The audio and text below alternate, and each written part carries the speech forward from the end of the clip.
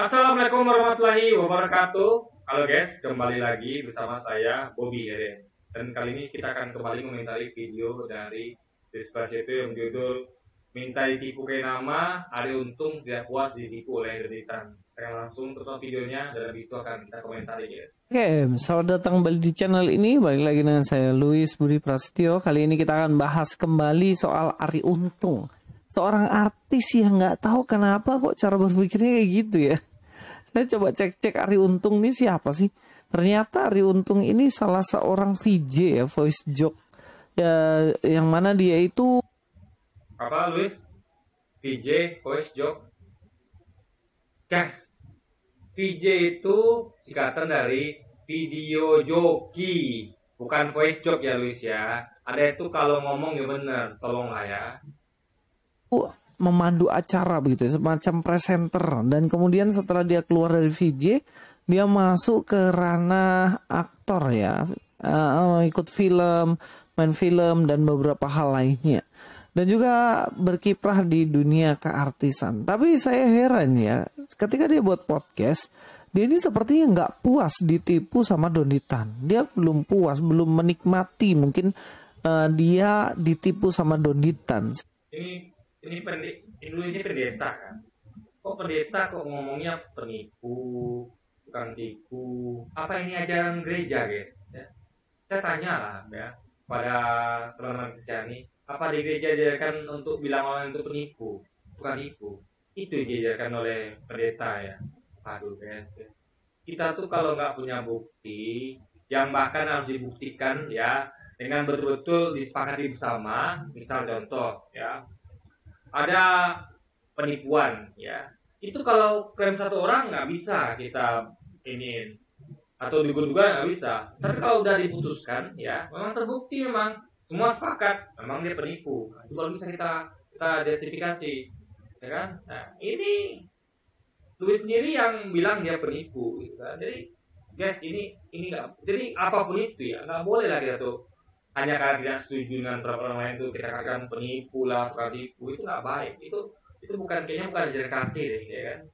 Ajaran kasih itu kan nggak gitu ajarannya. Sehingga dia mencari lagi narasumber penipu yang bisa menipu dia lebih baik daripada Donditan. Dan ketemulah dia sama the king of the liar, yaitu si siapa ini? Kai Namos, Kai Bangke ya. Nama orang pun diganti-ganti seenaknya. Saya lihat krisis akhlak etika ini di umat Kristen ini udah parah guys, di pendetanya gitu kan. Saya banyak berteman dengan pendeta yang baik-baik gitu kan, yang punya etika. Tapi kalau yang satu ini kayaknya nggak ada etika guys. Kalau nanti diomongin nanti tiba-tiba dia bilang lagi nanti mungkin ya, etik dasmu gitu kan. Emang etiknya nggak dijaga nih guys, oleh Luis nih gitu kan. Bangke ini dia sudah suka menipu, diundang di podcastnya untuk nipu dirinya, dan memang di situ dia percaya sekali dengan penipuan dari Bangke ini. Kita coba langsung nonton video penipuan dari Bangke dan kita akan tunjukkan bukti-bukti sehingga apa yang dikatakan Bangke ini bisa kita tahu bahwa dia adalah seorang penipu. Orang yang waras saja yang bisa memahami ini, orang yang cerdas saja yang bisa memahami ini. Kalau nggak cerdas, nggak waras, ya minta maaf, pasti nggak akan paham apa yang saya maksudkan. Oke, kita langsung nonton videonya saja. Bible Dictionary ST Takla. Bible spasi Dictionary spasi ST spasi Takla biasa. ST Takla ya. Ada, klik sudah. Nanti ke bawah geser warnanya biru ya tulisannya. Benar? Yang ini kan? ST Takla klik sudah. Ya, sudah diklik mau nggak? Nah, ini. Oke, ya geser ke bawah. Nanti ada tulisan biru Arabic Dictionary. Itu di poin yang kecil lah, klik. Ini ya? Ya, klik. Arabnya atau ininya? Ya, klik aja di situ di sembarang. Nah, ini adalah kamus Alkitab disusun dari Alkitab tertua Koptik namanya. Jadi Alkitab tertua itu bahasanya Arab. Catat ya, Alkitab tertua Koptik ditulis dalam bahasa Arab, bukan Alkitab bahasa Koptik, bukan, itu hal berbeda ya. Alkitab kedua tertua Koptik ditulis dalam bahasa Arab. Sama kayak gini ya, Alkitab tertua Yahudi misalnya ya, itu dalam bahasa Arab. Jadi ini dua hal berbeda. Koptik itu adalah nama wilayahnya atau nama apanya gitu guys, nama apanya gitu kan, denominasinya. Tapi Arab adalah bahasanya.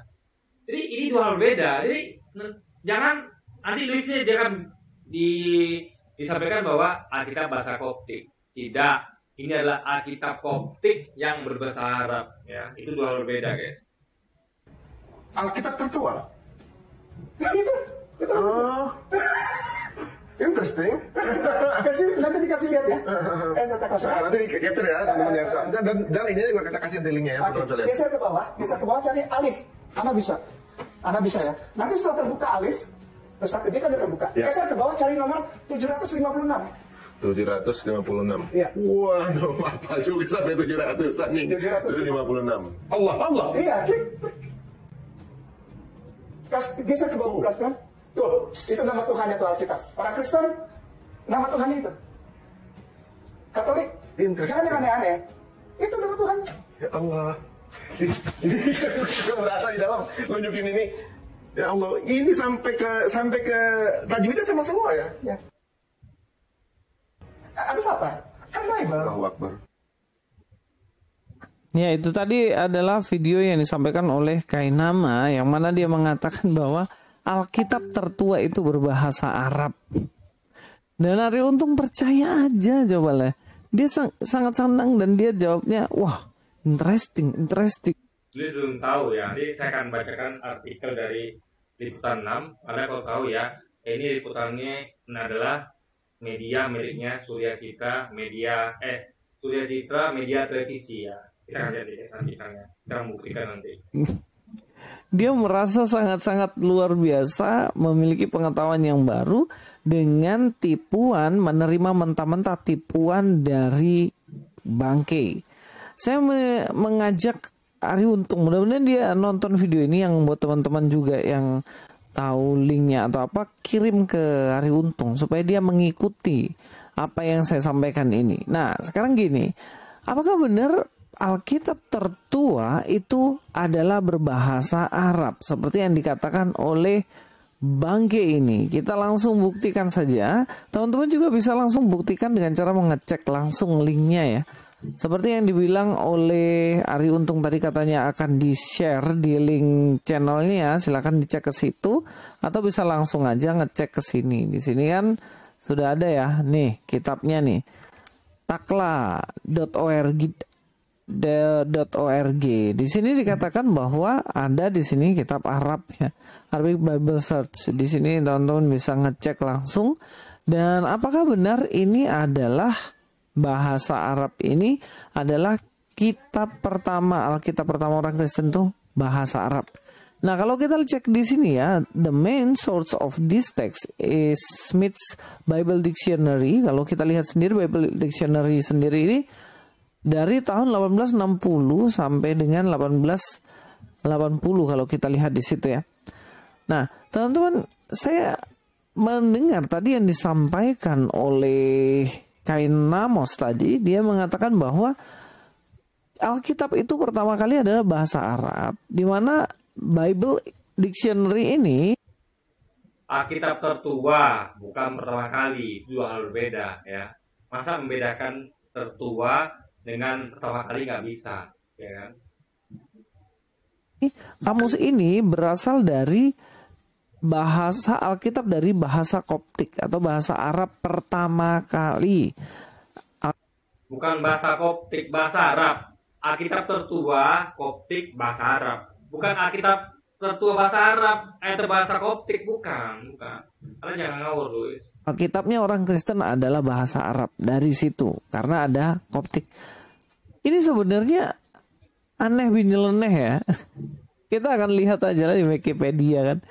Nah, ini kan kayak nama ini kan dia sumbernya selalu Wikipedia. Iya, jadi Luis ambilnya adalah Alkitab bahasa Koptik. Padahal salah besar. Bukan Alkitab bahasa Koptik, Alkitab tertua Koptik bahasa Arab. Itu seharusnya.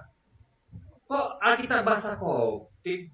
Makanya Luis ini nggak nyambung, guys. Orang bilang nggak jelas kayak nama makan balik. Ya, Alkitab tertua Koptik bahasa Arab. Ya, Sama kayak Alkitab tertua Jawa bahasa Arab. Itu beda dengan Alkitab bahasa Arab. Ngerti nggak bedanya? Bahasanya Arab, tapi Alkitabnya Koptik. Bahasanya Arab, Alkitabnya Jawa. Masa lu sih nggak bisa sih bedain itu aja? Orang ngomong Alkitab tertua Koptik bahasa Arab, bukan Alkitab bahasa Koptik. Ya sumbernya Alkitab bahasa Koptik, ya error lah guys, ya kan? Aduh, Luis. Iya kan, nah kita cek lah kayak nama. Coba kau cek itu, kamu punya referensi Wikipedia, ya kan? Dikatakan gini, Alkitab bahasa Koptik adalah terjemahan Alkitab Kristen. Sekali lagi. Iya, Alkitab Kristen yang bahasa Arab itu terjemahkan bahasa Koptik. Sama Alkitab tertua Koptik yang bahasa Arab terjemahkan bahasa Koptik. Ngerti nggak? Jadi Alkitab tertua Jawa itu adalah misalnya dalam bahasa Arab. Contohnya ya, kalau bingung ya. Jadi misalnya ditemukan Alkitab tertua Jawa, Alkitab tertua Jawa nih, tapi dalam bahasa Arab. Lalu dijadikan terjemahkan bahasa Jawa gitu. Tapi aslinya bahasa Arab gitu guys. Bukan Alkitab bahasa Jawa. Bukan begitu. Makanya ini error guys, benar error. Garis bawahi. Terjemahan Alkitab Kristen ke dalam bahasa Koptik yang umum dipakai di Mesir sebelum abad ke-1 Masehi sampai sekarang. Terjemahan Alkitab Kristen ke dalam bahasa Koptik. Kata ini kan diplesetin sama kayak nama untuk tipu-tipu Arius. Justru dia yang plesetin. Ya, Pusakawan jelas bilang bahwa Alkitab tertua Koptik bahasa Arab. Sama dengan saya bilang Alkitab tertua Jawa bahasa Arab. Jadi bukan Alkitab, jadi beda ya dengan Alkitab bahasa Koptik beda. Dengan Alkitab bahasa Jawa beda. Ya. Jadi Alkitab bahasa Koptik itu beda dengan Alkitab tertua Koptik bahasa Arab. Sama dengan Alkitab bahasa Jawa itu beda dengan Alkitab Jawa, Alkitab tertua Jawa bahasa Arab. Itu beda, dua hal beda. Luis ini dia nggak bisa bahkan bedakan antara dua hal itu guys. Untung kan dibilang Alkitab pertama itu adalah bahasa Koptik. Loh kayak nama kamu ini sebenarnya pusing atau bagaimana? Dikatakan apa? Saya pusing untuk kamu Luis. Kalau ngomong Alkitab bahasa Arab dia bilang bahasa Koptik. Alkitab bahasa Arab bukan Alkitab bahasa Koptik. Alkitab itu adalah Alkitab Koptik Koptik tapi dalam bahasa Arab gitu loh. Bukan Alkitab bahasa Koptik gitu kan. Alkitab, terjemahan Alkitab pertama ke dalam bahasa lain ya dalam bahasa Koptik ini. Terjemahannya ya. Sekali lagi ya bilang terjemahannya bukan apa? Bukan kitabnya. Jadi jangan nipu-nipu lah kayak nama. Jujur-jujur lah dirimu itu. Nah, kalau kita lihat di sini kan terdapat beberapa versi terjemahan bahasa Koptik yang dibuat zaman kuno, termasuk edisi Perjanjian Lama Baru yang berbeda dalam dialek-dialek utama bahasa Koptik, Bohairik, Fayumik, Sahidik, Akhmimik, Mesokemik. Kebanyakan versi Alkitab ini terjemahan dari versi Yunani dari Alexandria, Mesir. Jadi yang harus kalian pahami bahwa bahasa Alkitab pertama itu bahasa Yunani, bukan bahasa Arab. Kemudian bahasa Yunani yang ditulis oleh para murid pertama kali ini dalam bahasa Yunani diterjemahkan ke dalam bahasa Koptik ini. Terjemahannya piye toh, piye. Nah, kalau kita lihat ya, dan tidak diragukan bahwa terjemahan bahasa Koptik sudah ada pada zaman penulisan Injil dan surat-surat dalam. Orang ngomong tentang Alkitab tertua Koptik bahasa Arab, dia malah ngomong tentang Alkitab bahasa Koptik. Ini kan nyambung guys. Perjanjian Baru pada abad pertama bahkan sudah dibuat sebelumnya. Bagian Perjanjian Lama ditemukan di setiap dialek Mesir. Nah, kita lihat ya, Bodmer 3. Bodmer berapa ini? 6 ya ini ya. Kalau ini kita lihat 16. Dan seterusnya. Ini ada abad-abadnya. Abad keempat.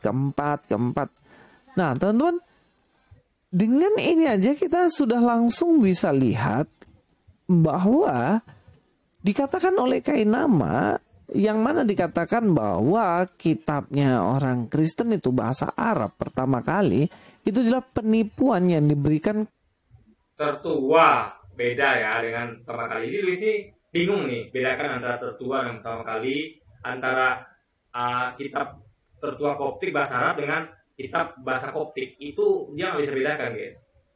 kepada siapa namanya? Ari Untung. Yang kedua, Oke, sekarang kita lihat sumber kita ya. Saya cari nih guys, dan dapat di artikel di Liputan 6. Kita bacakan ya. Nih. Ini berita dari Liputan 6 ya. Judulnya manuskrip berusia ribuan tahun akan disalin secara digital. Jadi ini penulisnya adalah Alexander Lumban Tobing. Jadi tanggal artikelnya 20 Juni 2016 jam 10.45 malam. Boleh kita bacakan ya. Liputan6.com Los Angeles. Nih. Biara Saint Catherine atau yang juga dikenal dengan nama Santa Catarina adalah situs warisan dunia UNESCO yang terletak di semenanjung Sinai. Tepatnya di mulut tebing di kaki Gunung Sinai. Biara itu disebut menyimpan sejumlah kitab tertua di dunia. Artinya, ya, di situ disimpan di biara itu sejumlah kitab tertua di dunia. Nah, kitab-kitab tersebut, jadi ini ngomongnya tertua ya di dunia. Jadi ini nggak bisa lagi diperdebatkan. Karena di sini disebutkan adalah biara itu menyimpan sejumlah kitab tertua di dunia. Kitab-kitab tersebut berisikan manuskrip zaman kuno dan zaman pertengahan. Bagian utuh dari manuskrip tersebut berada di bawah perlindungan Perpustakaan Vatikan. Jadi langsung berhubungan dengan Vatikan. Dilindungi langsung guys. Di bawah perlindungan Vatikan. Jadi ini adalah suatu hal yang bahkan adalah situs warisan UNESCO dan di backup oleh Vatikan. Ini berarti adalah sumber resminya Vatikan, umat Kristen sendiri guys. Dan ini adalah manuskrip. Manuskrip aslinya adalah kodeks. Jadi semacam salinan gitu guys, yang mana bukan terjemahan ya, beda. Kalau ngomong manuskrip berarti bukan terjemahan. Ya, sekali lagi.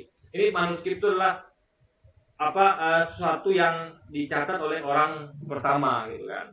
Manuskrip.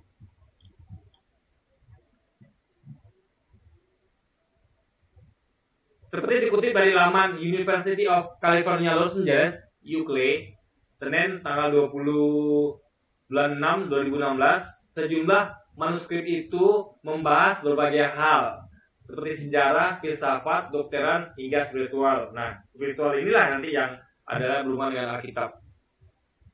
Namun, kumpulan manuskrip itu tidak dapat diakses dengan mudah oleh para cendekiawan dan mahasiswa, karena mereka harus berpergian ke kawasan gurun yang dianggap suci oleh tiga agama, yaitu Yahudi, Kristen, dan Islam. Di masa kini, akses ke sana lebih rumit lagi, karena adanya berbagai kekhawatiran tentang keamanan di tengah. Nah, nih. Belum lama ini, yaitu sekitaran tahun 2016 itu ya, Yayasan Ahmadson memberikan hibah kepada perpustakaan UCLA, yaitu yang ada di California, Los Angeles, yaitu di University of California, Los Angeles, alias Universitas di California, Los Angeles, gitu kan. Hibah itu digunakan untuk mendanai proyek digitalisasi perpustakaan Sinai. Ini dimaksudkan agar 1.100 manuskrip langka berbahasa Syriak dan Arab itu dapat disalin secara digital sehingga mudah untuk diakses. Nah, itu tadi salah satunya. Jadi disalin secara digital. Jadi tidak diterjemahkan karena dalam bahasa Syriak dan Arab memang sudah dalam bahasa Arab dan Syriak guys. Jadi nggak diterjemahkan. Ini tinggal disalin saja gitu guys secara digital. Yang kira itu sehingga mudah diakses gitu kan. Yang disampaikan oleh Ustaz Kenama. Nah, proyek digitalisasi sejumlah manuskrip yang berasal dari abad keempat hingga ke-17 itu, jadi jadi Alkitab ini itu asalnya kira-kira dari antara abad ke-4 hingga ke abad ke-17. Jadi itu digagas oleh para biarawan di Saint Catherine sendiri. Jadi yang gagas itu bukan orang Islam, tapi orang Kristen sendiri, guys. Itu para biarawan di Saint Catherine itu sendiri. Proses ini dimungkinkan melalui partisipasi perpustakaan Euclid dan Early Manuscript Electronic Library atau email.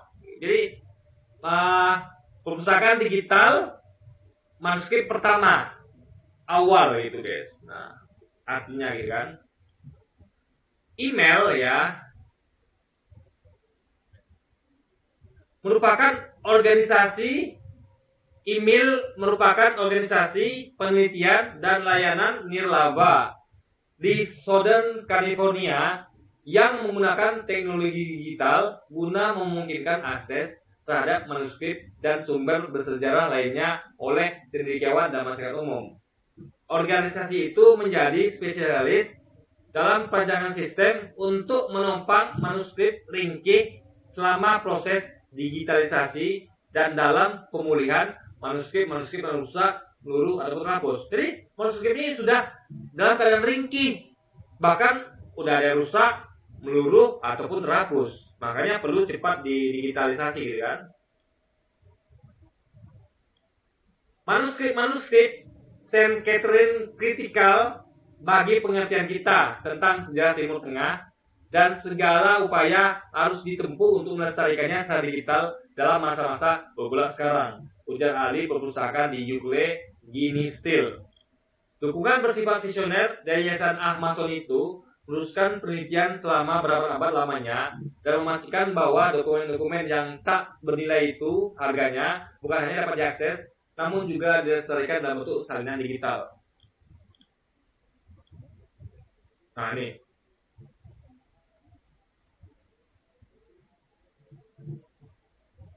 di antara manuskrip tersebut, ya, kita masuk pokok bahasan nih.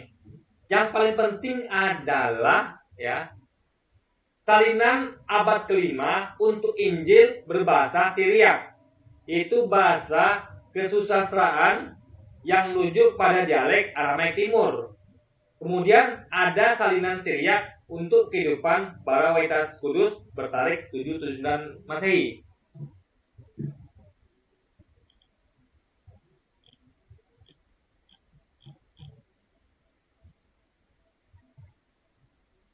Ini ya.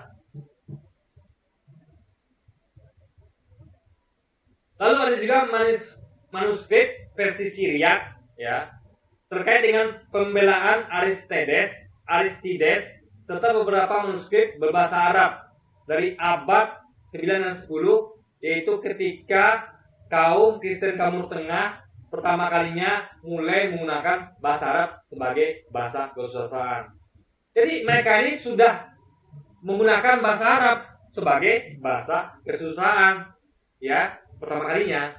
Jadi kaum Kristen Timur Tengah itu sudah pakai bahasa Arab, bukan terjemahan, memang sudah pakai bahasa Arab gitu sebagai bahasa kesusastraan. Jadi ketika mereka tuh menulis sastra itu sudah langsung bahasa Arab, ngerti nggak? Bukan bahasa Jawa, bukan bahasa Koptik, bukan. Coba dengan berbeda lagi ya. Yaitu ketika kaum Kristen Timur Tengah pertama kalinya mulai menggunakan bahasa Arab sebagai bahasa kesusastraan. Artinya mereka pertama kali itu yang menggunakan bahasa Arab itu dalam hal kesusastraan, yaitu menulis manuskrip dan sebagainya, guys.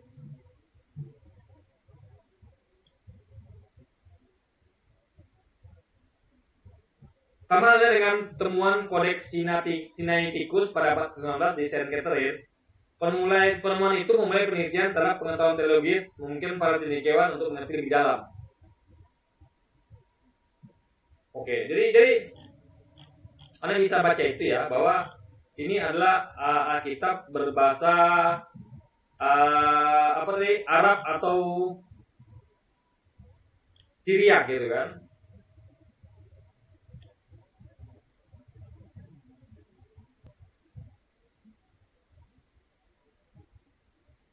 Nanti sumber lain lagi kita bacakan ya guys ya. Ini Tadi gini ya, ini juga jadi dulu itu ya di kawasan selatan Semenanjung Sinai yang berhubungan dengan berita tadi, gitu kan. Terdapat sebuah biara usang yang dikenali sebagai biara Saint Catherine. Ini sama dengan berita tadi, tapi ini penjelasannya ada yang lebih menambah yang tadi, guys. Tadi kan itu kayaknya belum lengkap, dilengkapi dengan ini, dengan artikel ini kan. Jadi biara Saint Catherine ini atau Santa Carina itu di Bukit Sinai. Yang Muslim itu juga menamakannya sebagai Jabal Musa. Ya, nama Bukit Sinai itu kan. Orang Muslim menyebutnya sebagai Jabal Musa. Jadi perpustakaan di biara Saint Catherine ini ya mengandung ribuan manuskrip berharga, guys. Jadi semuanya menunggu masa untuk dijelajahi. Nah itu makanya disalin secara digital gitu kan.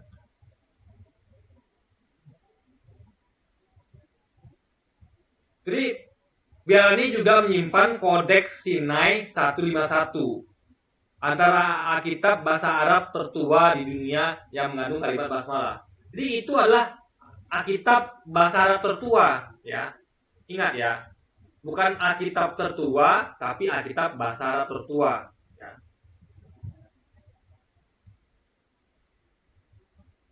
Manuskrip ini merupakan hasil kerja seorang Kristian historian bernama Bishr Ibn Asiri pada tahun 867 Masehi.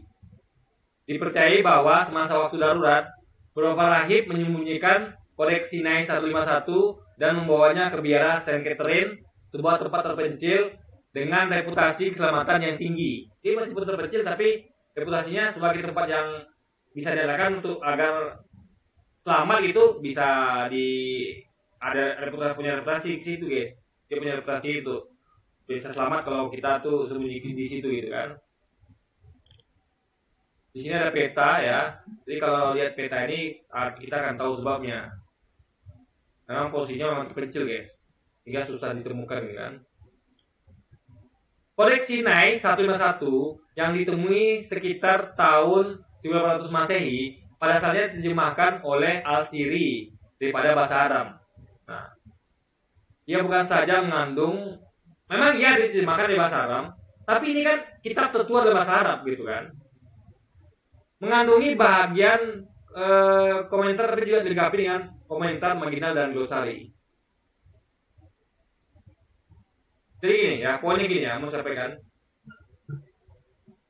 Sesungguhnya poin yang disampaikan oleh Ustaz Kenama adalah bukan dia tuh ngomong bahwa kitab tertua yang pertama kali itu beda ya.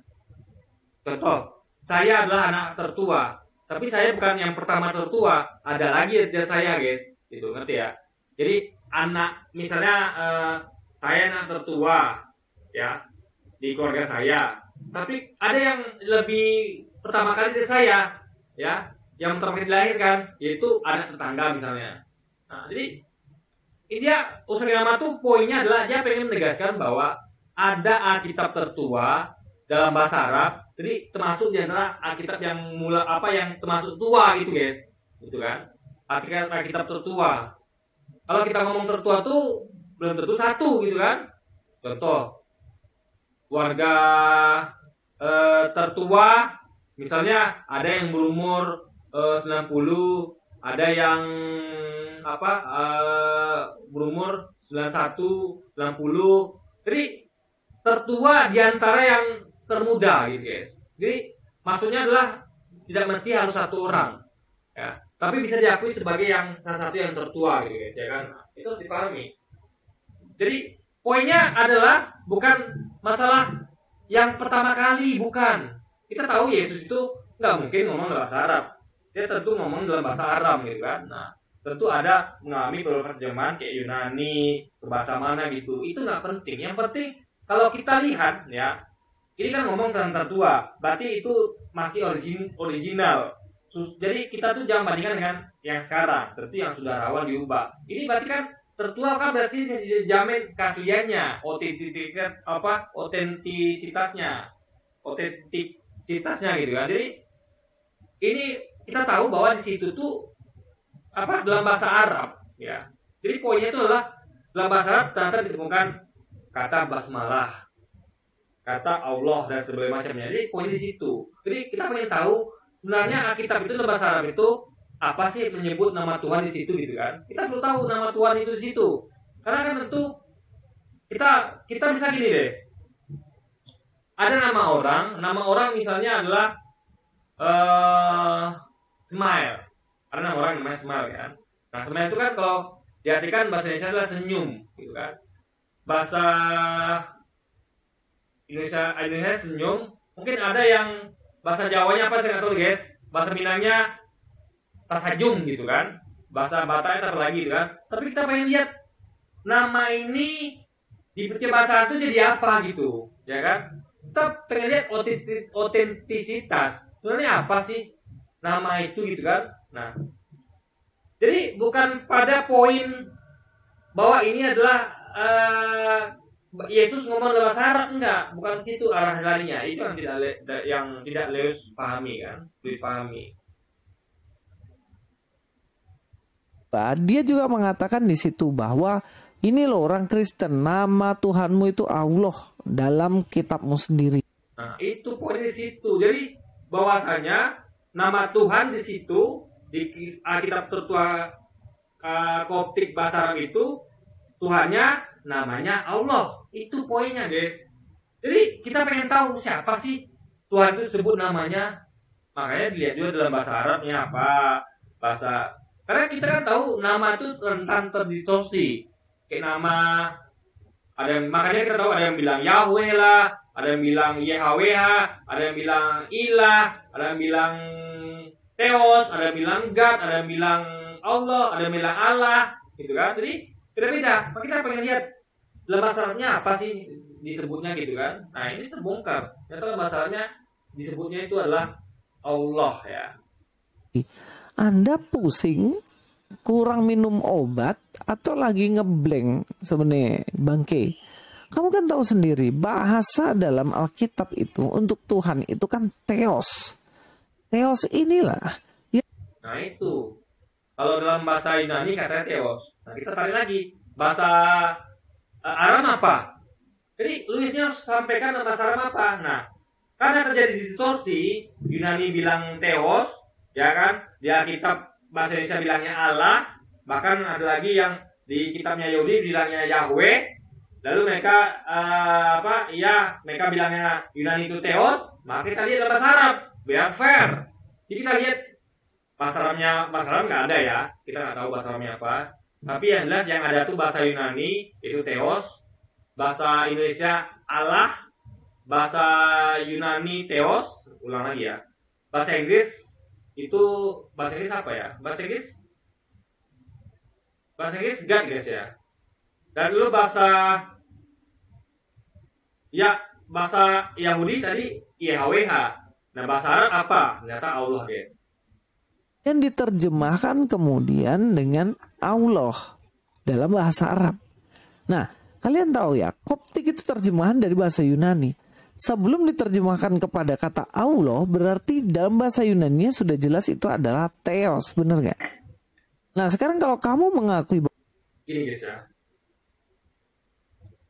kita nggak tahu ini manuskrip tertua di Arab di Koptik ini apakah menyalin dari, jadi nanti kan kita baca itu dari bahasa Aram, ya bahasa Aram. Jadi bukan bahasa Yunani, bukan.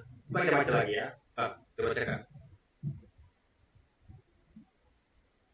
Nah ya coba kita baca lagi ya. Kodeks Sinai 151 yang ditemui sekitar tahun 1800 Masehi pada asalnya diterjemahkan oleh Al-Siri daripada bahasa Aram. Jadi dia terjemahan ini dari bahasa Aram, bukan bahasa Yunani. Ini langsung lompat guys, langsung lompat gitu kan.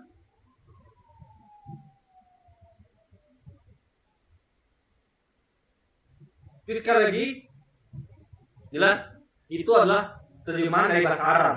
Jadi lompat gitu. Misalnya gini ya, misalnya Pangeran Diponegoro ngomong dalam bahasa Jawa, ya kan? Lalu ada orang yang menerjemahkan dari bahasa Jawanya Pak Diponegoro ke dalam bahasa Minang. Nah, ada orang terjemahkan dalam bahasa Jawa gitu. Nah,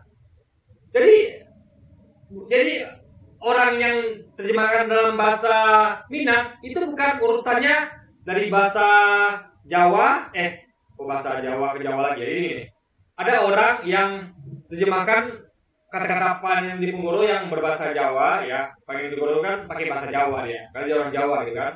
Lalu sama kayak Yesus ngomong bahasa Aram. Nah, lalu bahasa asli Aram itu ada orang yang terjemahkan dalam bahasa Yunani, yaitu sama kayak orang misalnya terjemahkan dalam bahasa Batak misalnya gitu kan. Nah, lalu ada orang lain yang terjemahkan dari bahasa Aram itu ke dalam bahasa Minang gitu. Nah, jadi urutannya adalah Jawa ke Batak dan Jawa ke Minang terjemahnya. Berarti dari Aram ke Yunani dan Aram ke Arab. Jadi lompat. Jadi urutannya bukan dari Aram ke Yunani ke Arab, bukan, atau dari Jawa ke Batak ke Minang, bukan, tapi langsung. Nah, artinya kalau Yunani menyebut sebagai Theos, ya kan, dan itu jauh sekali, karena Aram itu lebih dekat ke bahasa Arab, karena Aram itu adalah termasuk bahasa-bahasa semistik, bahasa Arabaik, sehingga rumpunnya itu lebih dekat bahasa Aram itu ke Arab, bukan ke Yunani, karena Yunani adalah bahasa penjajah. Sama misalnya gini, rumpun bahasa Melayu itu dekat dengan bahasa Malaysia, Melayu Malaysia, Melayu apa gitu kan, lebih dekat dibandingkan dengan bahasa penjajah, yaitu bahasa Belanda. Jadi misalnya kalau dalam bahasa Melayu misalnya namanya adalah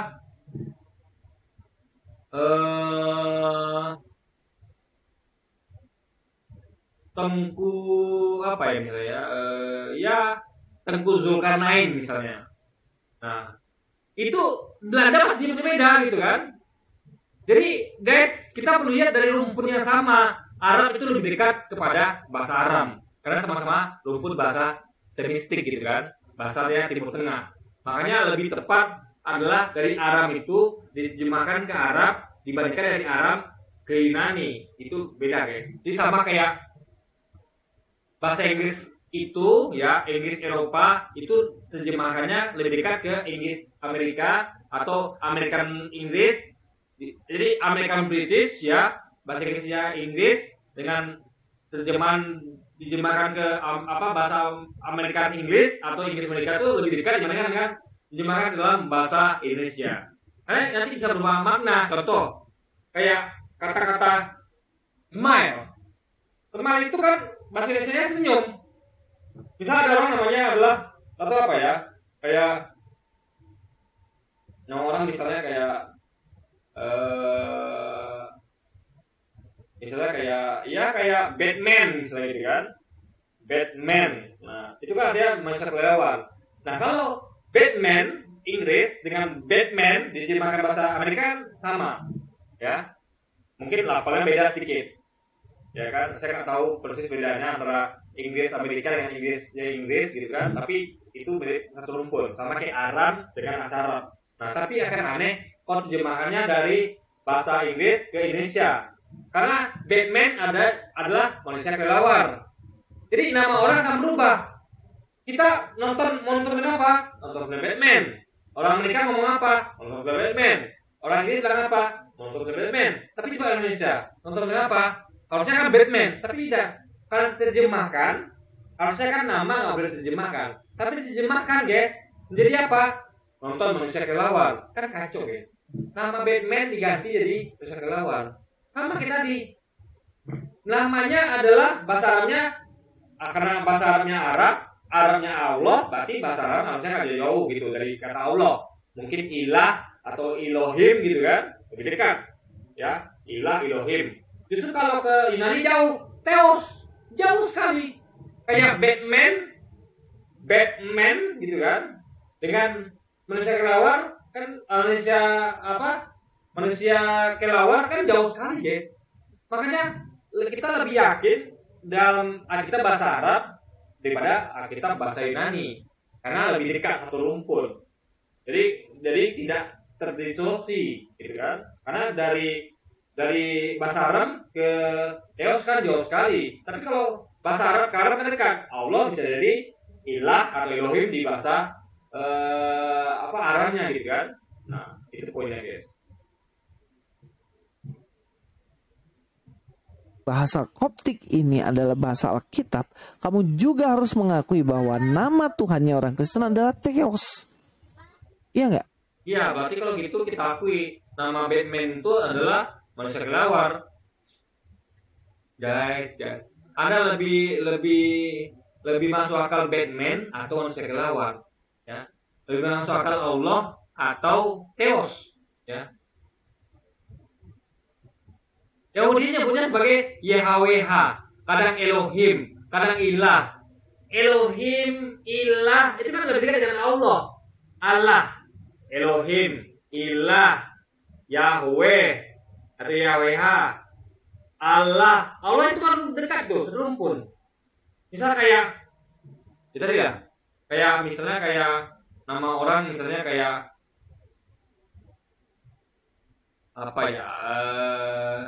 Ya kayak orang itu namanya disebut-sebut dalam sedikit dialek. Misalnya kayak apa ya?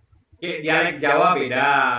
Kayak dialek Batak beda gitu. Jadi namanya adalah satu. Saya nggak tahu contoh yang mana ya, lupa sih guys.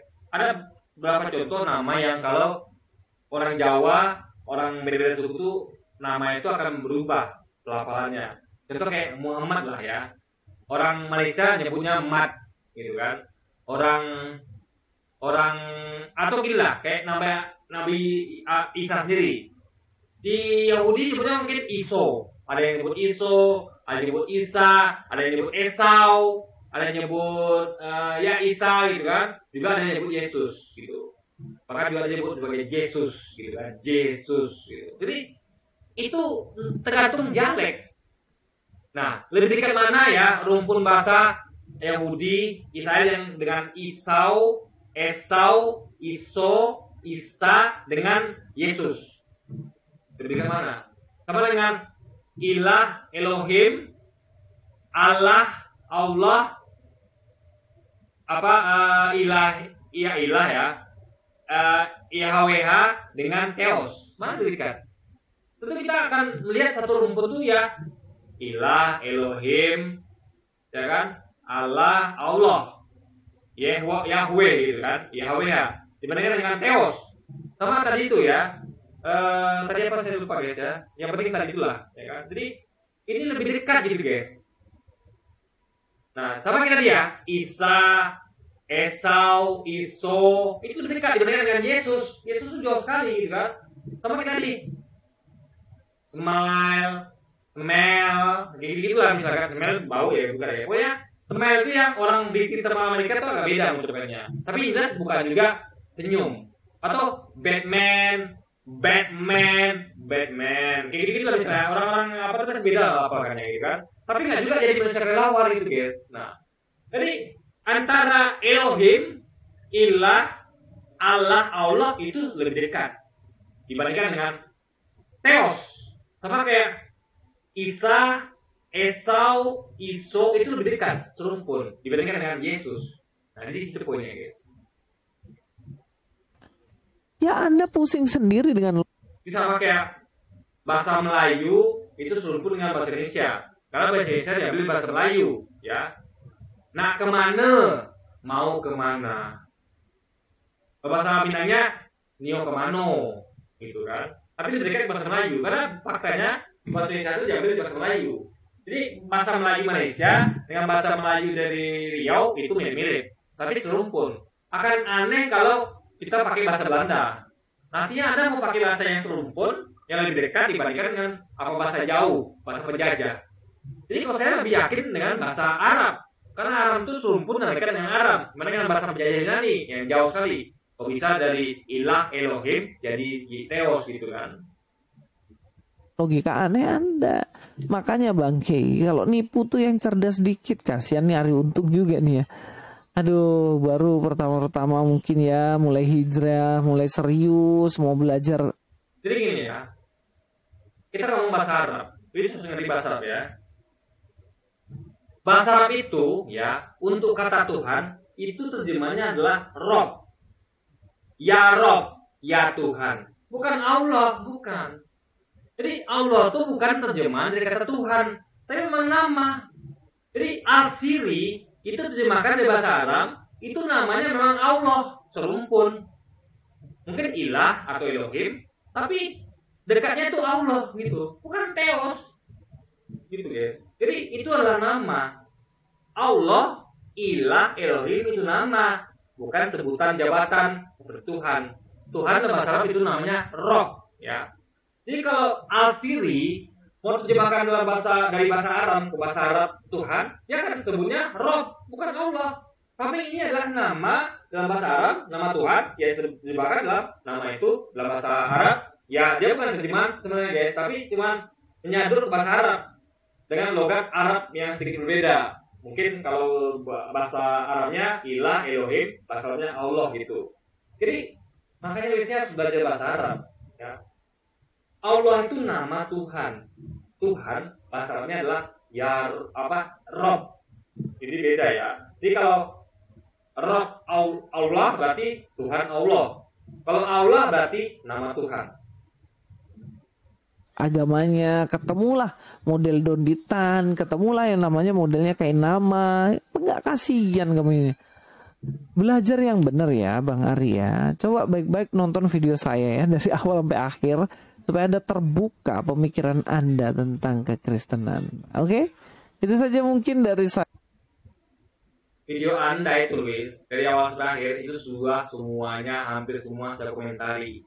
Jadi Anda itu setiap bikin video itu selalu saya komentari. Saya akan usahakan walaupun agak sedikit tertinggal, karena saya juga bahas tentang hal lain. Contoh yang baru-baru ini saya bahas tentang kasus Rohingya dan juga tentang Pilpres gitu kan. Jadi ya intinya hampir semua video ini saya komentari. Jadi pada Anda nonton video Luis, mending nonton video saya yang lebih komprehensif, lebih detail, lebih lengkap, mengomentari, mengkonten apa yang disampaikan. Sehingga Anda bisa membandingkan nih, kira-kira mana yang lebih masuk akal, saya apa Luis gitu. Karena dia kan nggak mungkin ngomong sendiri, harus ada yang membandingkannya, yaitu saya. Dia bisa bandingkan antara pendapat dia dengan pendapat saya, dan Anda bisa milih mana lebih masuk akal dan logika argumentasinya, gitu kan. Jadi tidak melihat pihak saja guys, dari pendapat Luis saja gitu, tapi melihat dari banyak sisi kan. Oke, jadi mungkin sekian dulu aja video kita kali ini, dan sampai jumpa lagi di video selanjutnya. Dan wassalamualaikum warahmatullahi wabarakatuh guys.